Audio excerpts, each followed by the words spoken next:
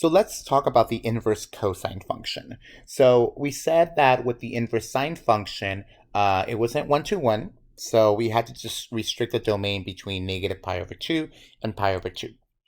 So we're going to do the same thing with the cosine function. We know here's the cosine function. It starts at 1.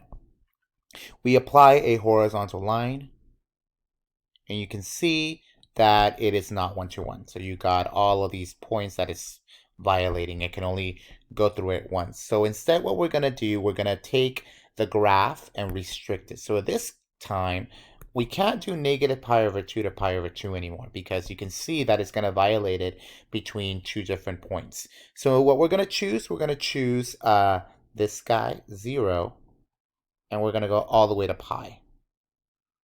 Okay, so kind of get this little strip. So we're going to take this guy and this guy. Okay, so this guy is going to be the inverse. We're going to try to use this to create our inverse cosine function. So here we have cosine. So this is our new cosine. I'm going to write new and improved cosine. Okay, so that it's 1-to-1. Remember here the domain. It's not going to be all real numbers. It's now going to be from 0 to pi, which is basically quadrant 1 and quadrant 2. And the range is still going to be from negative 1 to 1. Okay, so we're restricting the domain. The range is still the same. So again, what we're going to do is we're going to choose each point and make it into the cosine inverse function. So for example, if I choose this point right here, which is equivalent to 0, 1, well, to kind of graph the inverse function, I'm going to swap them. So now it's going to be 1, 0. So we're going to go ahead and use that and graph it right there. And then we're going to choose every individual point that is on this graph. And we are going to flip them again and graph them. And this is going to be our cosine inverse. Okay, notice here that my domain is now going to be from negative 1 to 1. And my range is going to be swapped from 0 all the way to pi. So 0 is the lowest, pi is the maximum. So you can kind of see that these guys have been swapped.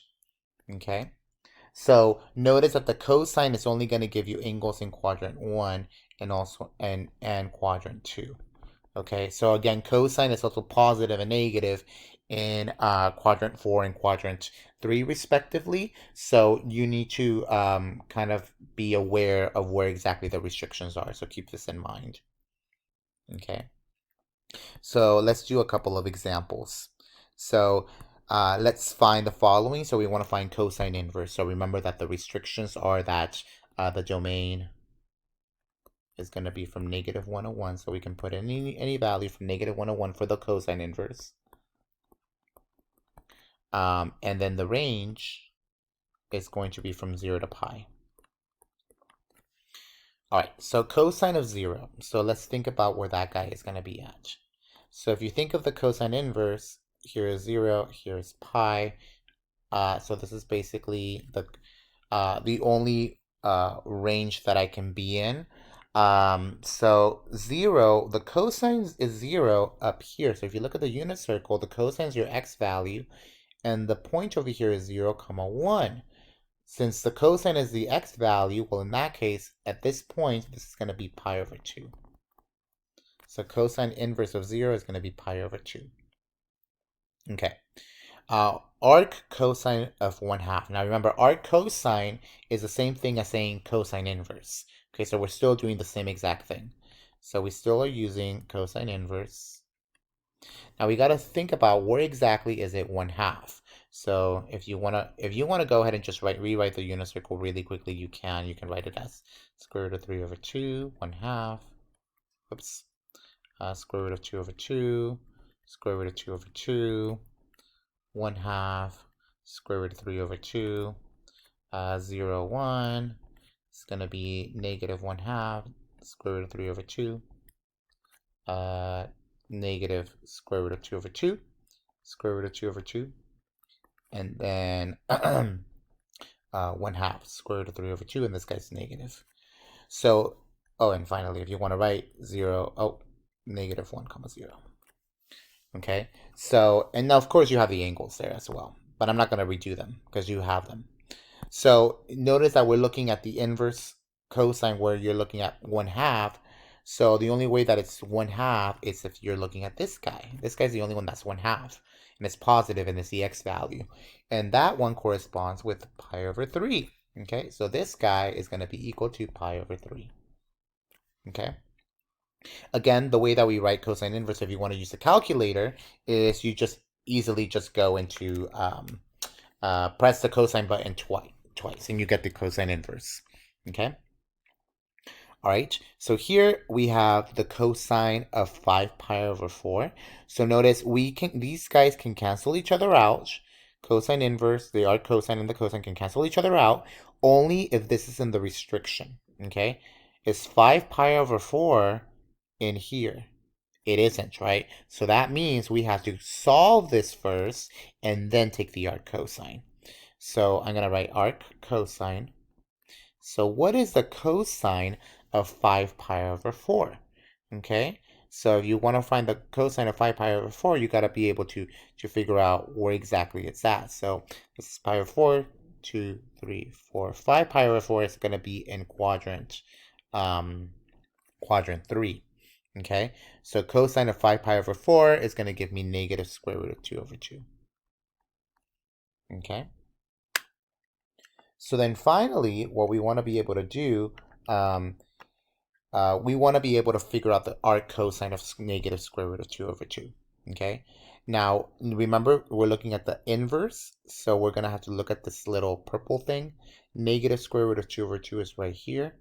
This corresponds with 3 pi over 4. Which means that this guy is going to be 3 pi over 4. So notice that this was actually not 5 pi over 4. Okay, these guys didn't cancel each other out because 5 pi over 4 was not in the range of cosine of arc cosine. Okay. All right. Now let's do this one. Tangent of cosine inverse of 3/5. Tangent of cosine inverse of 3/5. So this was very similar to the one with the sine. The way that we did this problem is that we let this inside part be an angle theta. Okay, so we're going to let this be theta, so we're going to get tangent of theta. Okay, so let's figure out first what is this theta value going to do. Once we figure out that triangle, we can try to figure out what the tangent of theta is going to be. Okay, because finding the tangent of theta is equivalent to finding this guy. All right, so right now we have that theta equals cosine inverse of 3/5. So what we're going to do is we're going to take the cosine to both sides.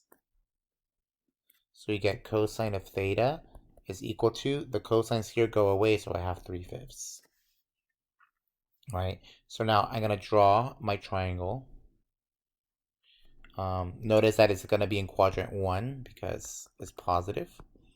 So I'm going to have theta here. My 3 is going to be down here. My 5 is going to be up here because it's adjacent over hypotenuse. So we're going to use Pythagorean Theorem here to try to figure out our b value. So let's say this is b. So we're going to have a squared, which in this case is going to be this 3. So 3 squared plus b squared equals 5 squared. So you get 9 plus b squared equals 25. So subtract the 9, you're going to get 16. So b is going to be equal to 4. And now that we have that, all we got to figure out is what exactly is going to be the tangent of that. Well, the tangent of theta in this case is going to be the opposite over the adjacent, which is going to be 4/3. So that's going to be my answer. Okay. All right. And now let's do this last problem. So again, we have the sine of arc cosine of x. And here x is going to be greater than 0. So again, we're going to do the same thing. If you're tired of theta, we can choose something else. We can choose alpha if you want. So that means this guy is going to be sine of alpha. Okay, I'm just using alpha in case you didn't want to use theta. So I'm going to have alpha is equal to arc cosine of x.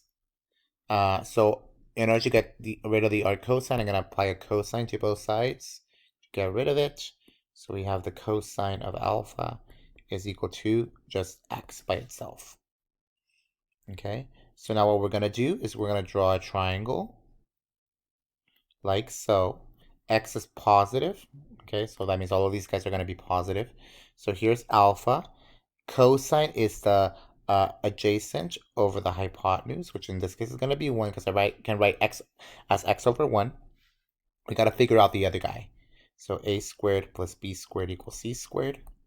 So you got x squared. I don't know what b is just yet. And then 1. 1 squared is just 1. Subtract x squared over. You're going to get b squared equals 1 minus x squared, which means that b equals the square root of 1 minus x squared. So this guy right here is the square root of 1 minus x squared. So all I got to figure out is what's going to be the sine of alpha.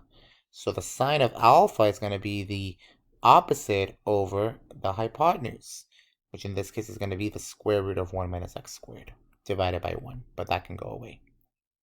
So that's that one. Okay, so in the next video, we'll do the last one, which is going to be the inverse trig function, inverse tangent function.